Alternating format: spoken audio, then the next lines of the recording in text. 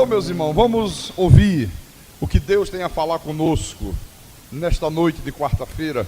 Vamos abrir as nossas Bíblias lá no livro de Mateus, capítulo 6, versículo 25 em diante. E esta é a 20ª mensagem sobre o Sermão do Monte. Hoje chegamos a 20 cultos sobre o Sermão do Monte. E ainda tem mais pela frente. Então o Senhor Jesus disse assim: por isso vos digo, não andeis ansiosos pela vossa vida, quanto ao que haveis de comer ou beber, nem pelo vosso corpo, quanto ao que haveis de vestir. Não é a vida mais do que o alimento, e o corpo mais do que as vestes? Observai as aves do céu, não semeiam, não colhem, não ajuntam em celeiros, contudo, vosso Pai Celeste as sustenta. Porventura, não valei vós muito mais do que as aves?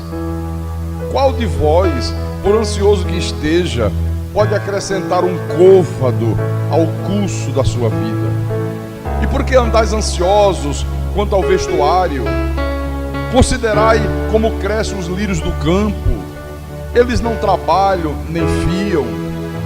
Eu contudo vos afirmo que nem Salomão, em toda a sua glória, se vestiu como qualquer deles.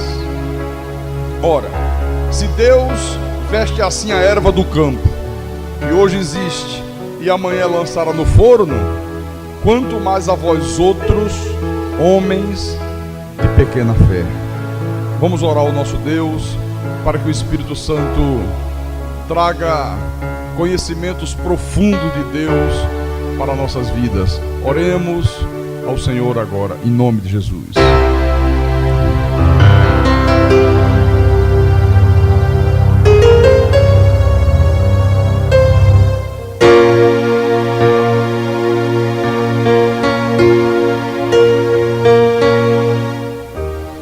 Senhor Jesus Cristo, nosso Deus e nosso Pai, há 2000 anos atrás, os teus discípulos tinham o privilégio de ouvir o Senhor transmitir um ensinamento tão profundo.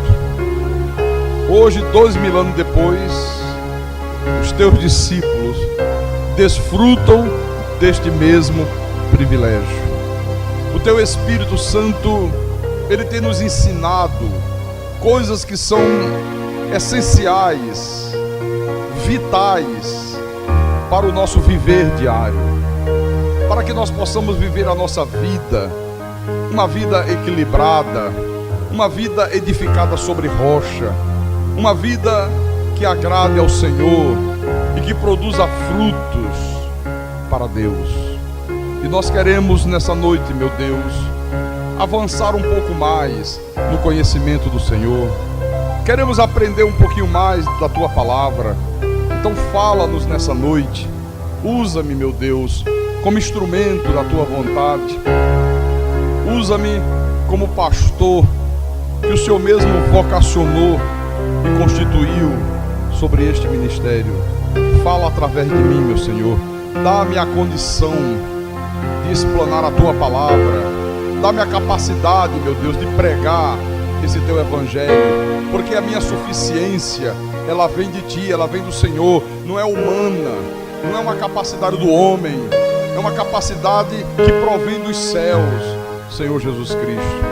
E que tudo que for proclamado aqui nessa noite, que seja para o engrandecimento da Tua igreja e também para a Tua honra e para a Tua glória, em nome de Jesus, e que todos que creem digam amém e amém. Diga graças a Deus. Então, meus irmãos amados, minhas irmãs em Cristo, olha, no domingo à noite, você que esteve aqui, você lembra que nós começamos a falar sobre essa exortação que o Senhor Jesus fez para que nós não andássemos ansiosos quanto à nossa vida, quanto à nossa existência, quanto às coisas que nós necessitamos, para podermos chegar ao fim da nossa caminhada, porque Deus há de prover tudo quanto você necessita no dia a dia da tua vida, né? Deus é o autor da vida.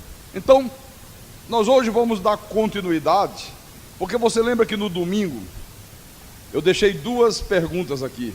Por que o Senhor Jesus chamou esses discípulos de homens de pequena fé? E depois, o que significa buscar em primeiro lugar o seu reino e a sua justiça, para que todas as coisas que nós necessitamos no dia a dia da vida nos sejam acrescentadas? Muito bem. Então, a primeira coisa que nós devemos entender aqui é o seguinte: quem eram essas pessoas aqui, a quem Jesus estava ministrando esse ensinamento? Quem eram essas pessoas a quem Jesus criticou de uma maneira tão dura, chamando-os de homens de pequena fé? Quem eram eles? Quem era essa gente? Eram os discípulos. Eram discípulos do Senhor Jesus. Você lembra, desde o primeiro culto, desde a primeira mensagem, nós hoje já chegamos à 20ª mensagem, que eu venho chamando a atenção da igreja para este fato de que o Sermão do Monte era um ensinamento que o Senhor Jesus estava se dirigindo a pessoas convertidas, a pessoas salvas, a pessoas que já haviam nascido de novo, a pessoas eleitas de Deus. Por quê? Porque a mensagem cristã, meus irmãos, ela não surte nenhum efeito nas pessoas que não foram predestinadas por Deus para a salvação.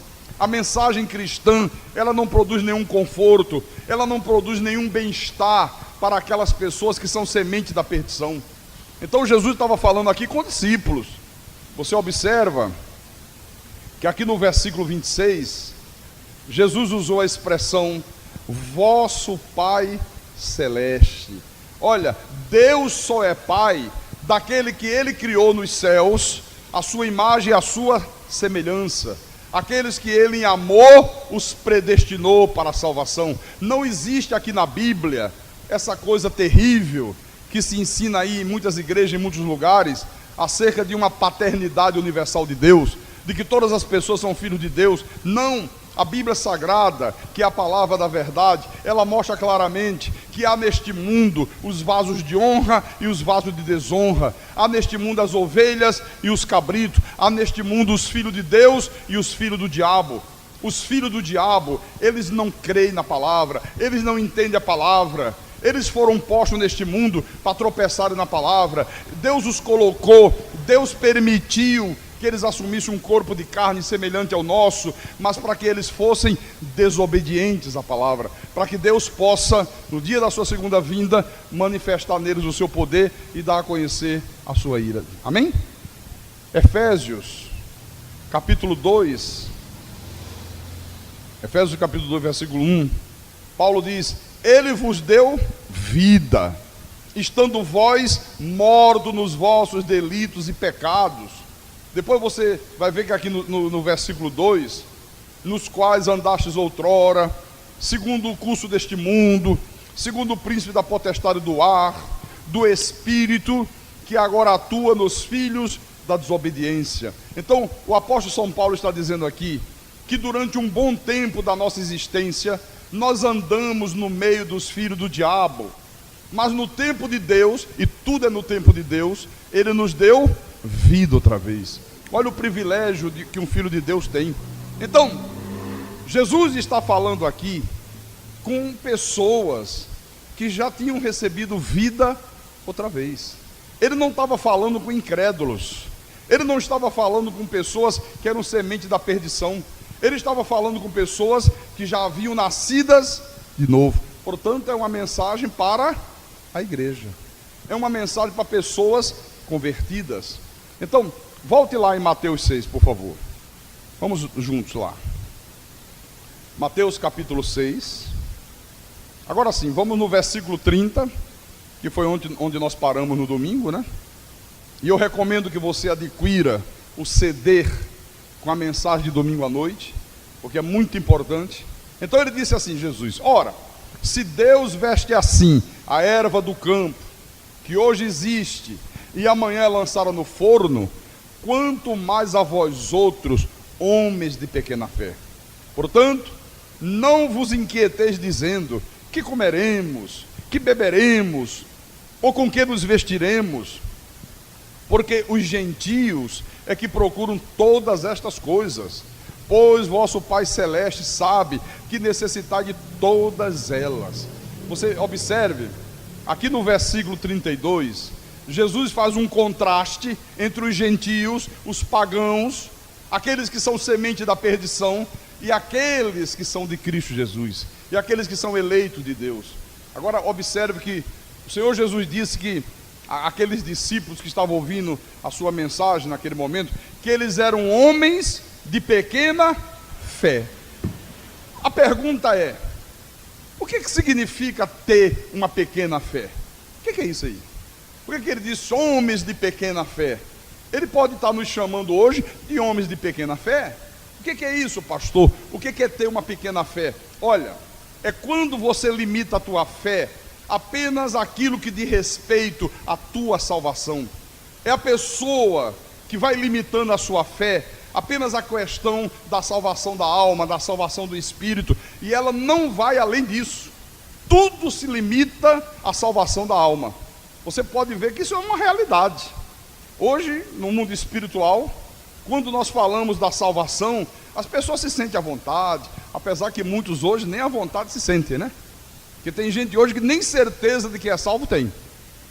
Mas eu quero me ater àqueles que creem que salvo uma vez, salvo para sempre. Então, o Espírito Santo, ele já nos despertou para que nós pudéssemos enxergar as realidades espirituais. Ele já nos convenceu do pecado. O Espírito de Deus, ele já nos reconciliou com ele mesmo. Mas o grande problema é que, via de regra, o povo de Deus para nesse ponto. Para aí. Não, eu sou salvo, o Espírito Santo já me convenceu do pecado, eu já estou reconciliado com Deus, eu tenho a minha salvação garantida, eu vou reinar eternamente com Deus. E por esta razão é que é muito comum você ver o povo de Deus aí fora, de uma maneira geral, vivendo a sua vida de uma maneira muito semelhante àquelas pessoas que estão lá fora, que não são cristãs, que não são de Deus. Eu tenho visto, e tenho certeza que você também, o povo de Deus vivendo uma vida ansiosa, o povo de Deus inquieto, o povo de Deus apreensivo. Eles conhecem Deus como seu Pai Celeste, mas mesmo assim, é incrível, né? Vivem preocupados com o que comer, com o que beber, com o que vestir, preocupados com o dia de amanhã, preocupados com tantas coisas. Quer dizer que as pessoas creem no Senhor Jesus, mas na verdade, elas não têm crido nas promessas dele. Elas têm aquela fé que é necessária para a salvação da alma, mas elas não creem, meus irmãos, quando o Senhor diz que vai cuidar de tudo que elas necessitam para as suas vidas, para o seu viver diário. Elas não acreditam quando o Senhor diz: olha, eu sei do que vocês necessitam, eu vou providenciar o que vocês necessitam para comer, para beber e para vestir. Então, Jesus estava dizendo aqui o seguinte: a grande dificuldade de vocês, é isso que ele estava falando com esses discípulos aqui, é que vocês não param, vocês não conseguem parar para meditar, para perceber aquilo que acontece com as aves dos céus. Está aí diante dos olhos de vocês. As aves dos céus não plantam, elas não colhem, elas não ajuntam em celeiro. No entanto, o Pai de vocês as sustenta, o Pai de vocês as alimenta. Jesus está dizendo: não pararam para meditar que se Deus cuida das aves dos céus desta maneira, quanto mais Deus não cuidará de vocês, que são muito mais importantes do que as aves dos céus. Esse o problema é que vocês não meditam nos lírios do campo. Veja os lírios do campo, eles não fiam, né? Veja como Deus os veste. Eles existem hoje, amanhã são lançados no forno. Olha, se Deus veste assim a erva do campo, que hoje está no campo, amanhã é arrancado e jogado no forno, quanto mais a vós outros que vão viver eternamente com Deus. Quanto mais a vocês que têm uma existência eterna com Deus. Então, era isso que Jesus estava dizendo aqui. Jesus não estava dizendo que esses discípulos aqui não tinham fé. Ele não estava dizendo que eles não tinham fé. Jesus estava dizendo que eles tinham uma fé pequena, eles tinham uma fé limitada, eles tinham uma fé que não abrangia todos os aspectos da vida, ficava limitado apenas à salvação da alma, apenas à salvação do espírito. Nós não podemos ter uma pequena fé. A nossa fé tem que abranger todos os aspectos da nossa vida, em nome do Senhor Jesus Cristo. Amém? E é por isso, pela grande maioria do povo de Deus, tem uma fé tão limitada, uma pequena fé, é que nós vemos aí as pessoas sendo dominadas, sendo pressionadas, meus irmãos, pelas preocupações no que haverão de comer, no que haverão de vestir, com o que haverão de beber. Só que Jesus está dizendo aqui que de maneira nenhuma isso podia estar acontecendo com o Filho de Deus. Jesus está dizendo, não pode um filho de Deus viver dominado por preocupações. Não pode um filho de Deus viver ansioso, nervoso, e não consegue dormir de noite, e a preocupação é tão grande que explode gastrite, explode úlcera nervosa, de repente um infarto do miocárdio, de repente um derrame cerebral. Ele disse, não pode. Por quê? Porque o filho de Deus, o cristão, ele é capaz de se regozijar, meus irmãos, até no meio das tribulações. Você sabia disso? Olha a capacidade que um filho de Deus tem. Paulo disse isso, não foi? Em Romanos, capítulo 5, versículo 3, o apóstolo diz assim: e não somente isto, mas também nos gloriamos nas próprias tribulações, sabendo que a tribulação produz perseverança. Olha só, irmãos, olha, a fé cristã não é uma coisa puramente mística. Não é para você ficar sentado, sabe, simplesmente esperando que as coisas boas aconteçam, né? Que caia do céu. Não, essa não é a fé cristã. A fé cristã, ela é uma fé inteligente. Ela leva você a pensar. Grave isso. A fé cristã é uma fé inteligente. Ela leva o cristão a pensar. Jesus disse o quê? Observem as aves dos céus, pensem sobre elas, raciocinem no que acontece com as aves do céu. Ele disse, considerai os lírios do campo. Você está vendo aqui? Leve em conta como é que Deus veste os lírios do campo. Pensem, raciocinem. Então a fé cristã não é uma fé burra, não é uma fé cega, é uma fé inteligente. É uma fé que nos leva a raciocinar, nos leva a pensar. Amém? O problema é que a maioria das pessoas, dos filhos de Deus, se metem em dificuldades, aí ficam inquietos, aí ficam ansiosos, aí começam a viver uma vida cheia de preocupações. Por quê? Porque eles não se dispõem a pensar, não se dispõem a raciocinar. Pelo contrário, ao invés de pensarem, ao invés de refletirem, você vê as pessoas aí se lamuriando, você vê as pessoas murmurando contra Deus. Ai, como é que vai ser agora? Ai, o que vai ser da minha vida? Ai, como é que vai ser o meu futuro? E como é que vai ser o meu amanhã? Irmãos, isto é uma total rendição, isso é uma total derrota, uma pessoa que vive dessa forma. Então, a fé é uma fé inteligente. Eu quero mostrar para os irmãos da igreja um exemplo de uma fé inteligente. Vamos lá no Velho Testamento, em 1 de Samuel, capítulo 17. Às vezes nós lemos tanto isso aqui, né? Mas a gente não para meditar na porção de inteligência que há em todo esse episódio aqui. Como é que a fé é vivida de uma maneira inteligente? Então vamos lá. 1 de Samuel, capítulo 17. Vamos ler do versículo 4 em diante. Então saiu do arraial dos filisteus um homem guerreiro, cujo nome era Golias de Gate, da altura de 6 côvados e 1 palmo.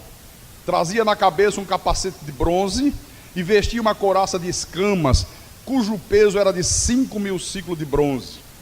Trazia caneleiras de bronze nas pernas e um dardo de bronze entre os ombros. A haste da sua lança era como o eixo do tecelão, e a ponta da sua lança de 600 ciclos de ferro, e diante dele ia o escudeiro. Parou, clamou às tropas de Israel, e disse-lhes: para que saís formando-os em linha de batalha? Não sou eu filisteu, e vós servo de Saul? Escolhei dentre vós um homem que desça contra mim. Se ele puder pelejar comigo e me ferir, seremos vossos servos.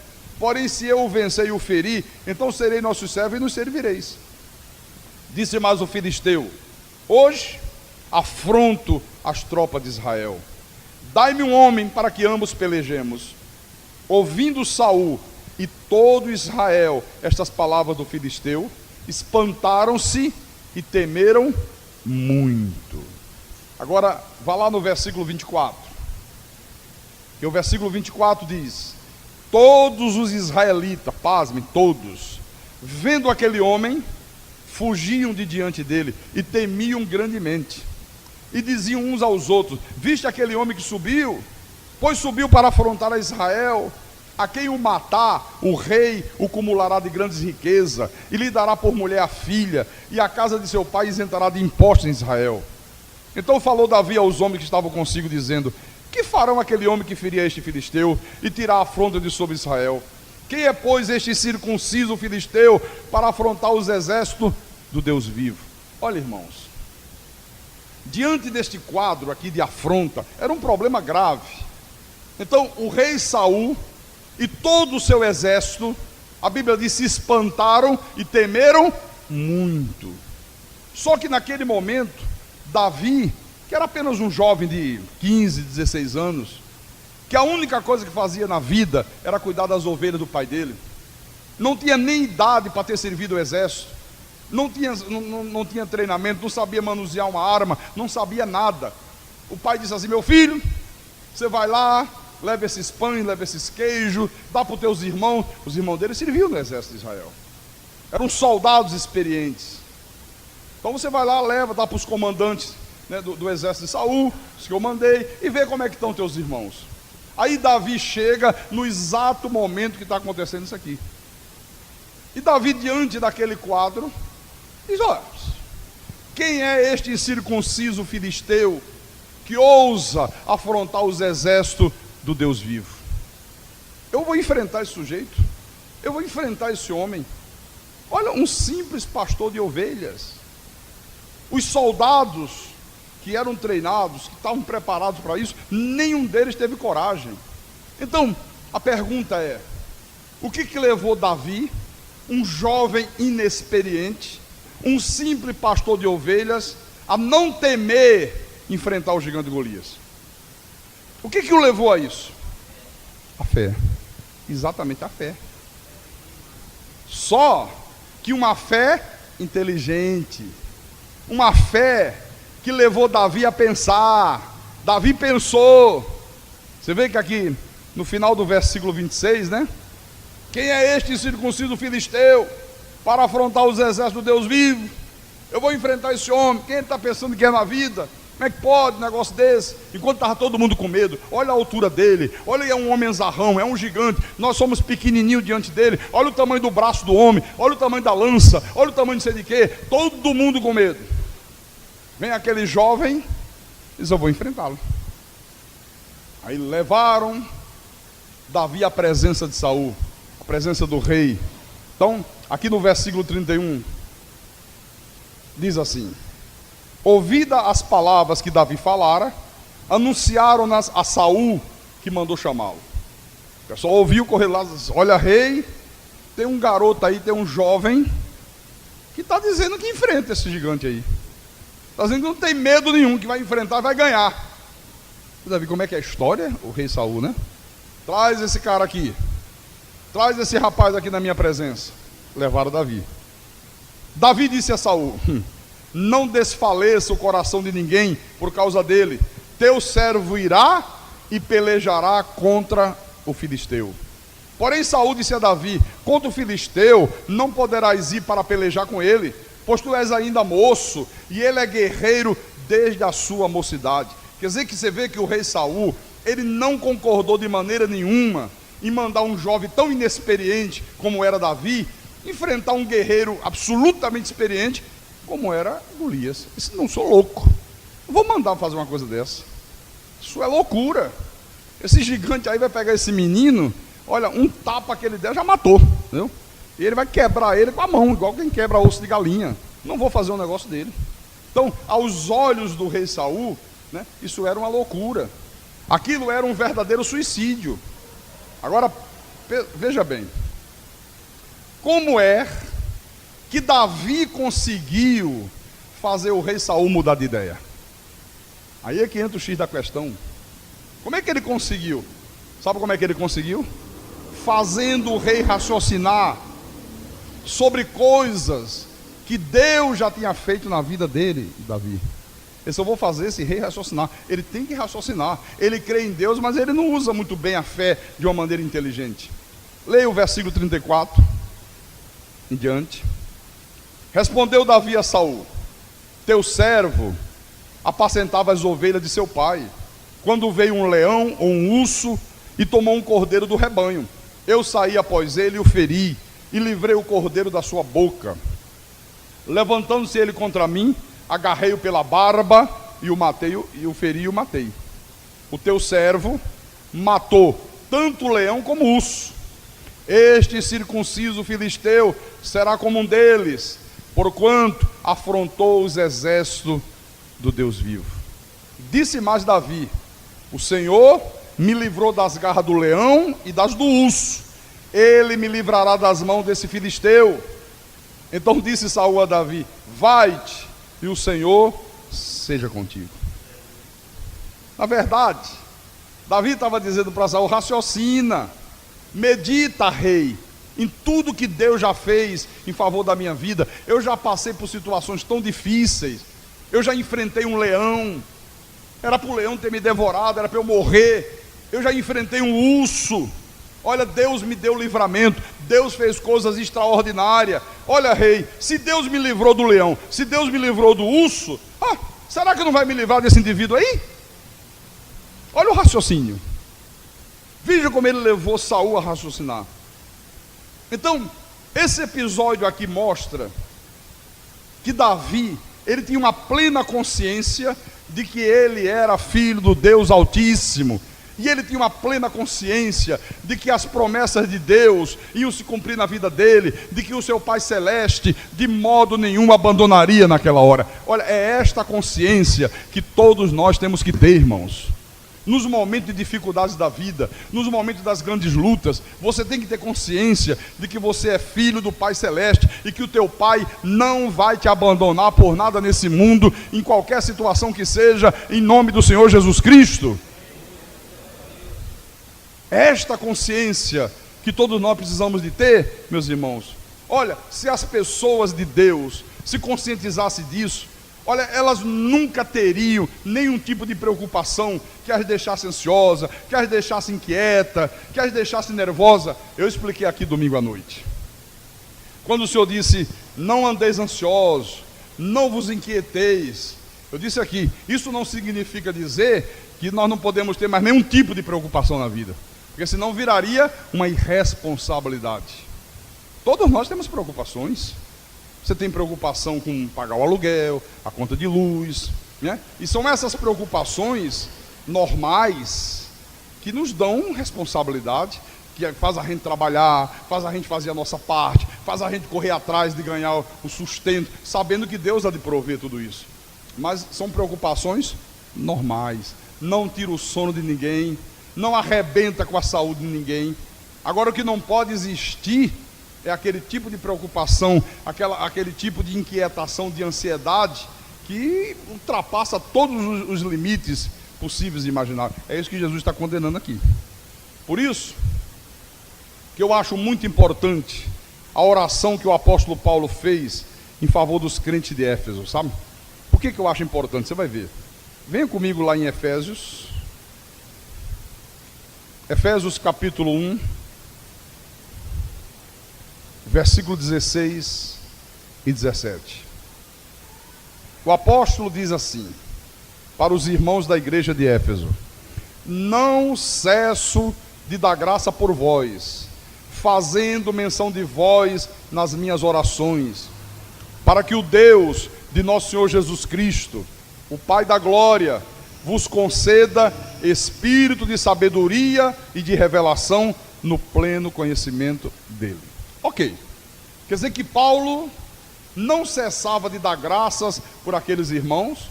Paulo os mencionava todas as vezes que ele ia orar a Deus e pedia a Deus que Deus lhes concedesse espírito de sabedoria e de revelação, para que eles tivessem o quê? Um pleno conhecimento de Deus.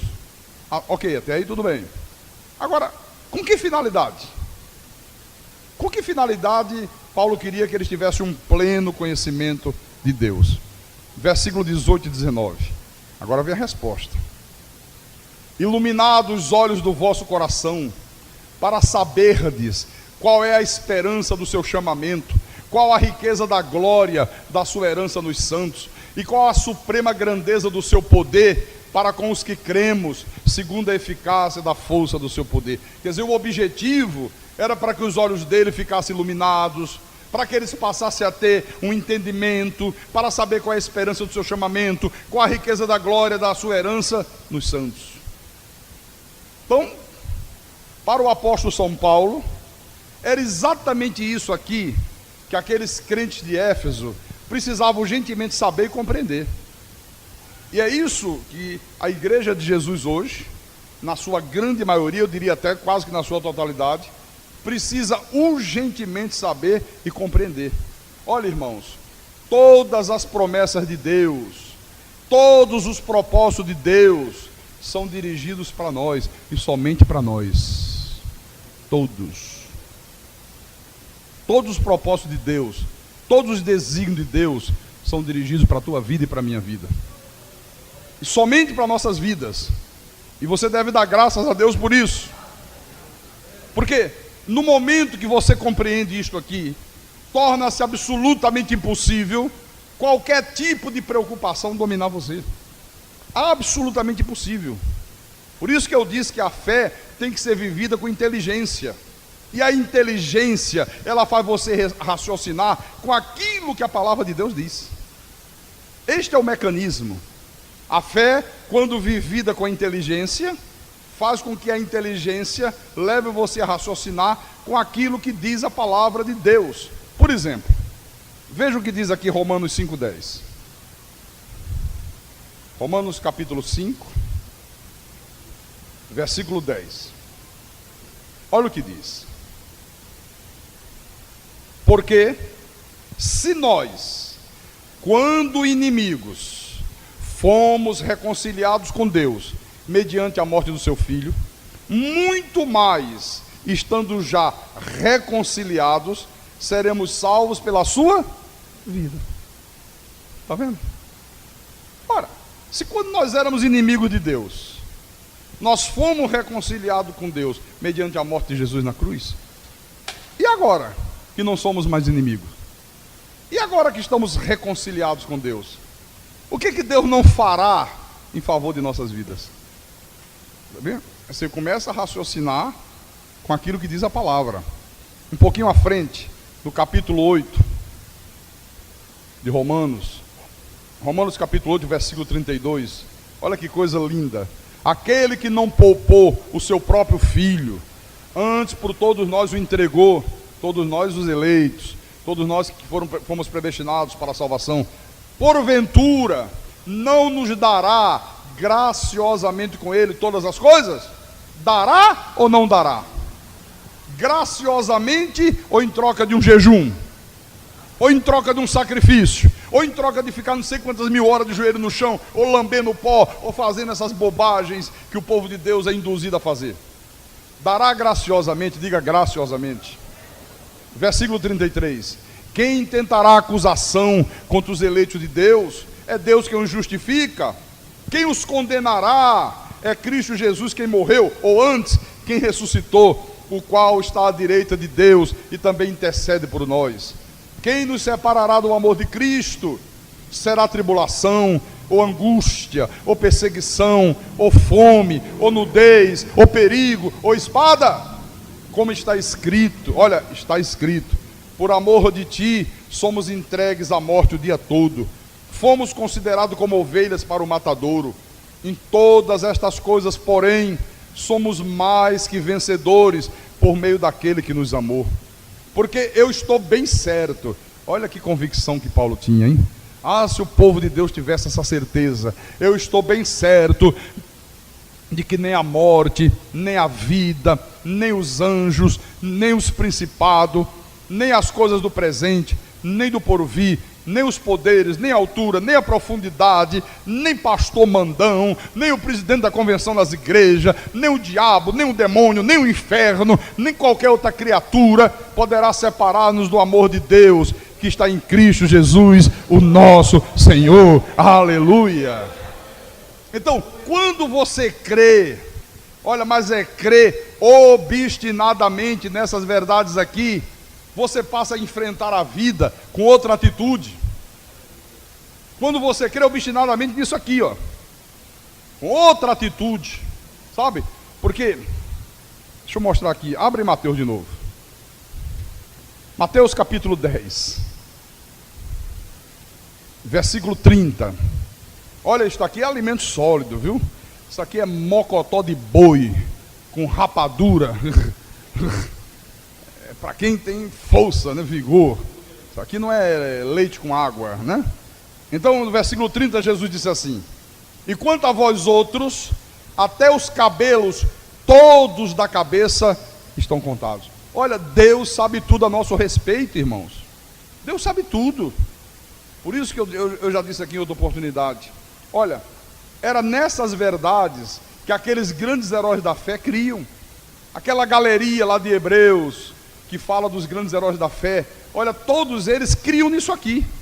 Eles tinham absoluta certeza de que todos os propósitos de Deus seriam cumpridos na vida deles. Eles não tinham dúvida nenhuma quanto a isso, absolutamente nenhuma dúvida.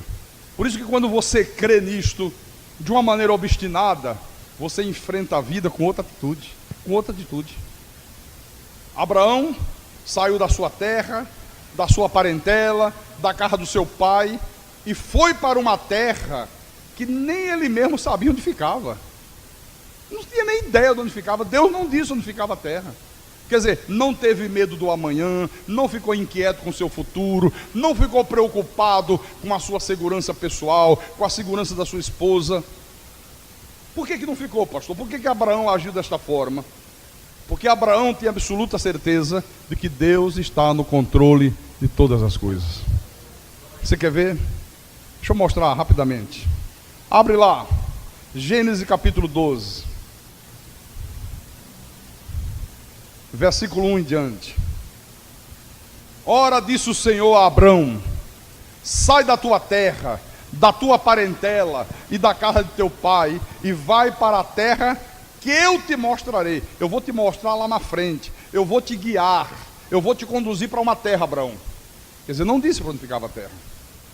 Sabe? Você sai por aí, sai, abandona tudo e sai andando por esse mundo afora, que eu estou no controle de tudo. De ti farei uma grande nação, e te abençoarei, e te engrandecerei o nome, se tu uma bênção. Abençoarei os que te abençoarem, e amaldiçoarei os que te amaldiçoarem. Em ti serão benditas todas as famílias da terra. Versículo 4. Abraão chamou Deus e disse: Senhor, estou muito preocupado com o meu amanhã. O senhor sabe que não é fácil andar por esse mundo aí. Eu vou ter direito a plano de saúde da Unimed? Senhor, minha carteira de trabalho vai ser assinada? Como é que vai ficar? Eu vou ter direito a férias, 13º, plano dentário? Não. Partiu, pois, Abrão, como lhe ordenara o Senhor, e Ló foi com ele. Tinha Abrão 75 anos, quando saiu de Harã. Não falei para você? Que ele partiu sem saber para onde ia. Você vai para onde, Abraão? Eu não sei, Deus vai me guiar, eu vou sair andando por aí. Entendeu? Deus vai me guiar, Deus está no controle. Ele disse que eu vou para uma terra que Ele vai me mostrar. Eu não duvido de Deus, eu tenho certeza que Deus não vai me abandonar. Amém, irmãos? Olha, Deus quer que nós vivamos a nossa fé assim. Uma confiança inabalável em Deus. Não importa a situação que você esteja vivendo, seja ela boa, seja ela má. Que às vezes enfrentamos situações tremendamente difíceis. Olha, e são nos momentos difíceis onde nós mais devemos demonstrar nossa confiança em Deus. Viu? Crer. Nós não estamos nesse mundo sozinhos. Nós não estamos nesse mundo vivendo uma aventura cega. A vida não é um jogo de sorte, meus irmãos. Nós estamos nesse mundo vivendo um plano perfeito de salvação. Os desígnios de Deus hão de se cumprir na minha vida e na tua vida, em nome de Jesus Cristo. Ninguém pode impedir isso, meu querido. Amém? Agora volte lá em Mateus 6. Vamos voltar. Mateus capítulo 6, versículo 31. Aí Jesus continuou: portanto, não vos inquieteis dizendo: que comeremos, que beberemos, com que nos vestiremos. Quando ele usou o comer, o beber e o vestir, isso aqui simboliza todas as necessidades da vida. Porque senão tem que falar uma porção de coisas, né? Como é que eu vou pagar aluguel? Como é que eu vou educar meus filhos? Como é que eu vou fazer isso? Como é que eu vou fazer aquilo? Tá tudo inserido aqui. Porque os gentios, os pagãos, os ímpios, os filhos do diabo, é que procuram todas estas coisas. Pois vosso Pai Celeste sabe que necessitai de todas elas. Olha, Deus sabe de tudo que nós necessitamos, meu irmão. Tudo, absolutamente tudo, né? Aí no versículo 33, ele complementa e diz: buscai, pois, em primeiro lugar o seu reino e a sua justiça, e todas estas coisas vos serão acrescentadas. Em primeiro lugar, o que é buscar o seu reino? O que é isso, pastor? Jesus disse: buscai, pois, em primeiro lugar o seu reino, o reino de Deus. Olha, é o crer na soberania de Deus, é você saber que Deus está no controle de tudo, é você viver uma vida de intimidade com Deus, é o viver por fé na palavra, é você viver por fé nas promessas, é você viver por fé no poder sobrenatural de Deus. Isto é buscar o seu reino. Isso é buscar o reino de Deus. Quem crê que Deus é soberano, quem crê que Deus está no controle de todas as coisas, quem procura viver uma vida de intimidade com Deus, que cuida da sua vida espiritual, sabe? Vive por fé naquilo que está escrito, vive uma fé inteligente, crê nas promessas, crê no poder sobrenatural de Deus, esse está buscando em primeiro lugar o reino de Deus. Amém? Não foi exatamente isso que Abraão fez? Ou não foi? Abraão não fez jejum, Abraão não participou de uma vigília às sextas-feiras, das 11 da noite às 6 da manhã. Ele não participou de uma corrente de falsos profetas, de picaretas espirituais. Ele não mandou um pedidozinho para ser levado para a fogueira santa de Alibaba os 40 ladrões. Não ungiu a cabeça com óleo. Não participou de um culto de quebra da maldição. Não acendeu vela para os santos da igreja católica. Não foi a Juazeiro fazer uma promessa para o padre Cícero. Não foi a Canidé se agarrar com o Chiquinho. Ou foi? O que ele fez então? O que Abraão fez finalmente, pastor? Segura um pouco aí. Deixa eu mostrar aqui. Abra em Tiago capítulo 2, versículo 23. Vamos deixar Deus falar, Deus responder. Tiago capítulo 2, versículo 23. E se cumpriu a escritura, a qual diz: ora, Abraão creu em Deus, e isso lhe foi imputado para a justiça, e foi chamado amigo de Deus. Abraão simplesmente creu. Acabou a história. Não precisa mais do que isso, irmão. É crer. Agora é crer obstinadamente. É crer de verdade, não é crer da boca para fora. Não é dizer que crê aqui e quando sai da igreja, primeiro problema que enfrenta, já muda o discurso. Aí já começa a ficar de cara para baixo, o semblante já cai, aí já começa a dizer: ai meu Deus do céu, que eu não sei o que é que eu faça mais. Aí surgiu esse problema, aí como é que vai ser agora? Aí como é que vai ser amanhã? Aí como é que vai ser ano que vem? Ai, surgiu uma doença, como é que vai ser agora com essa doença? Deus está no controle de tudo. Deus está no controle de tudo. Diga graças a Deus, né? Bom, mas Jesus disse mais. Ele se buscai, pois, em primeiro lugar o seu reino, e o que mais? E a sua justiça. O que significa e a sua justiça? É o viver uma vida reta aos olhos de Deus, é a prática das boas obras, viu? Isso é buscar e a sua justiça. Eu vou mostrar dois exemplos para ilustrar isso, tá? Que aí fica mais compreensível. Vamos lá em Gênesis capítulo 13. São exemplos de Abraão, né? Gênesis capítulo 13, versículo 5. Diz assim: Ló, que ia com Abrão, também tinha rebanhos, gado e tendas. E a terra não podia sustentá-los, para que habitassem juntos, porque eram muitos os seus bens, de sorte que não podiam habitar um na companhia do outro. Houve contenda entre os pastores do gado de Abrão e os pastores do gado de Ló. Nesse tempo, os cananeus e os ferezeus habitavam essa terra. Então disse Abraão a Ló: não haja contenda entre mim e ti, e entre os meus pastores e os teus pastores, porque somos parentes chegados. Acaso não está diante de ti toda a terra? Peço-te que te apartes de mim. Se fores para a esquerda, irei para a direita. Se fores para a direita, eu irei para a esquerda. Olha o que é uma pessoa que vive uma vida reta aos olhos de Deus. Olha o que é uma pessoa que pratica boas obras.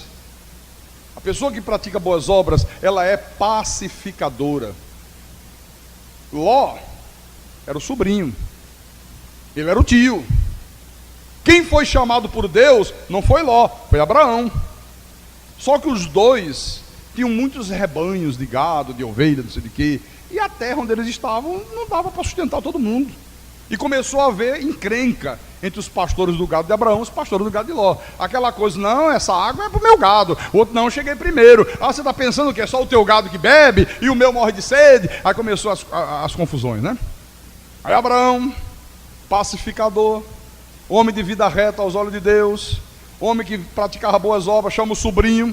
Diz: meu sobrinho, o negócio é o seguinte: não é bom que haja contenda entre os teus pastores e os meus pastores. Não pode haver desavença entre eu e você, porque nós somos parentes chegados. Que coisa horrível, né? Às vezes dentro da igreja, desavença entre o povo de Deus. Irmão que não se dá com irmão. Gente que por qualquer bobagem fica com a cara desse tamanho, já não cumprimenta mais, já não dá mais bom dia, já nem olha para a pessoa, né? Quando olha, sabe, desejo de vingança. Gente que fica retaliando o outro. Olha o exemplo deste homem aqui.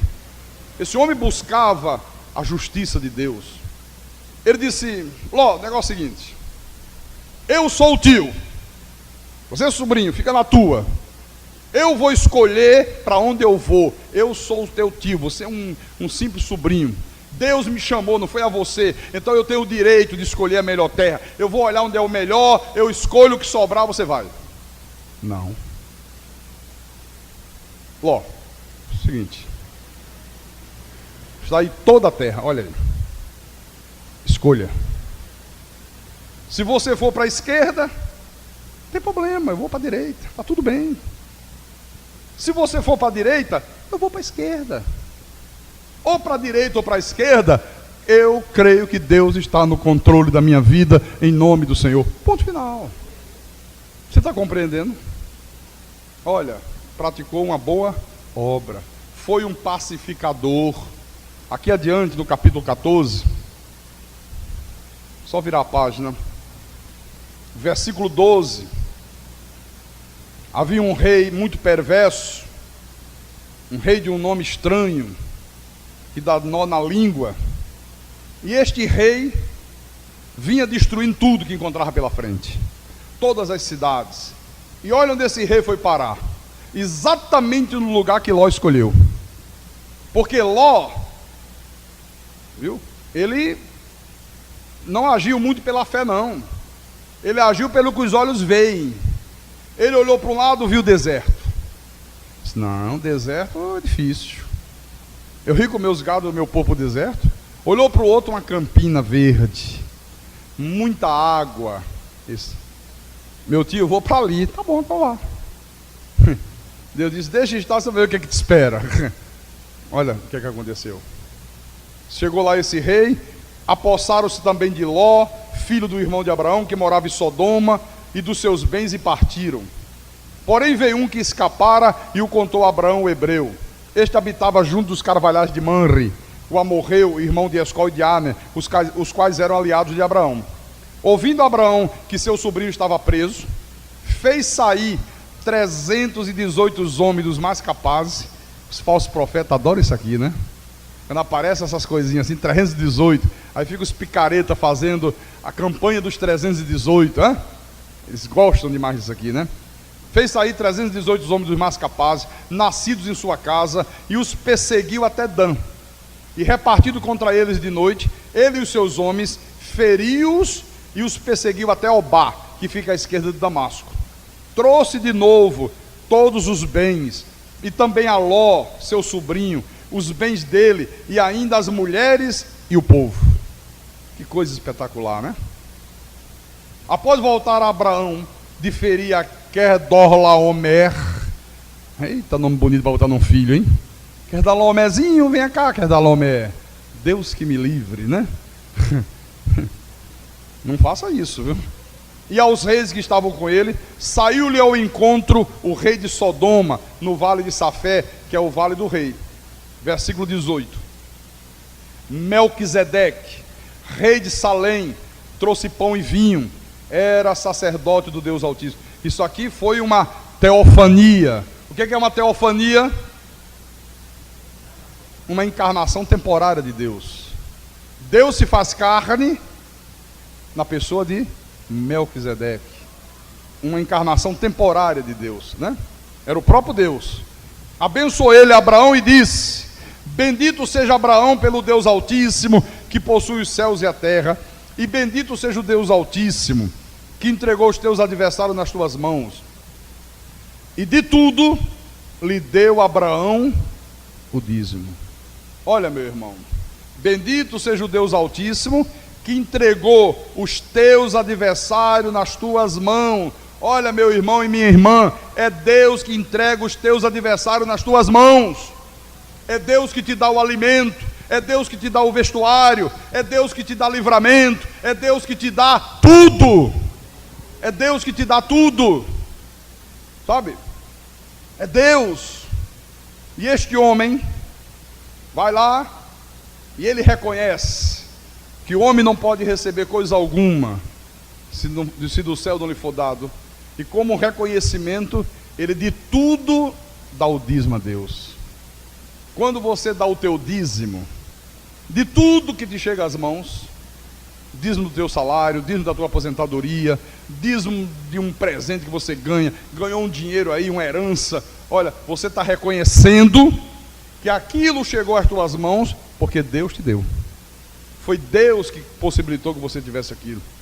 Você tem um comércio, você tem uma empresa, você tem uma indústria, sei lá, qualquer coisa, sabe? Foi Deus que te concedeu ter isso. Foi Deus.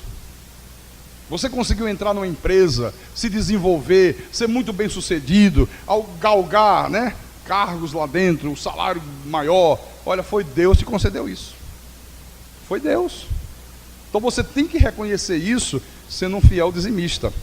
E para a gente terminar, aqui no capítulo 15 de Gênesis, versículo 1, a palavra diz assim: depois destes acontecimentos, veio a palavra do Senhor a Abraão numa visão e disse: não temas, Abraão, eu sou o teu escudo, e teu galardão será sobremodo grande. Olha, irmãos, Abraão, o nosso pai na fé, não acumulou tesouro sobre a terra, não se preocupou com o seu futuro, não ficou ansioso, não ficou inquieto. Abraão simplesmente creu em Deus. Ele buscou, pois, em primeiro lugar, o reino de Deus e a justiça de Deus. E tudo que este homem ia necessitando ao longo da vida dele, Deus ia acrescentando. Esta é a fórmula. Está aí, ó. Faça isso e Deus vai acrescentar na tua vida. O problema é que hoje ensina o contrário. Ensinam as pessoas, né, a buscarem coisas através de sacrifício, que Deus diz que vai acrescentar se elas buscarem em primeiro lugar o reino dele. Fica as pessoas, coitadinhas, fazendo tudo o contrário aí fora, viu?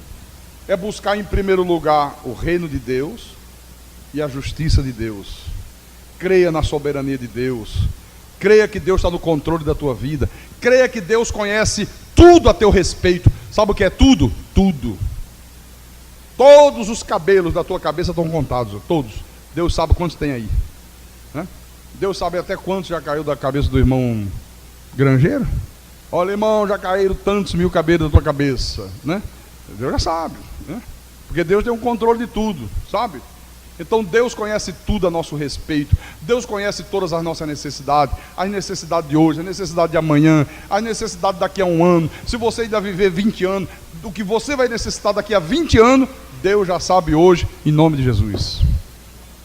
Então você tem que crer que Deus há de suprir cada uma das tuas necessidades em Cristo Jesus. Eu às vezes enfrento situações extremamente difíceis, sabe? Não só na igreja, como na minha vida pessoal. E quando essas situações difíceis acontecem, a primeira coisa que eu faço é usar a inteligência. Eu digo, ó, eu tenho 51 anos, eu já cheguei até aqui, já enfrentei tanta parada indigesta, e de todas elas me livrou o Senhor. Não me livrará de mais essa? Aí boto minha cabecinha no travesseiro e durmo. Pode o mundo estar pegando fogo, pode estar chovendo canivete, pode o mundo virar de cabeça para baixo, eu não estou nem aí, igual aquela musiquinha, estou nem aí, sabe? Porque eu sei que Deus está no controle da minha vida, eu sei que Deus está no controle de tudo, eu sei que Ele é o Todo-Poderoso, eu sei que Ele conhece todas as minhas necessidades. Então o que é que eu faço? Eu busco, em primeiro lugar, o reino, né? E a sua justiça.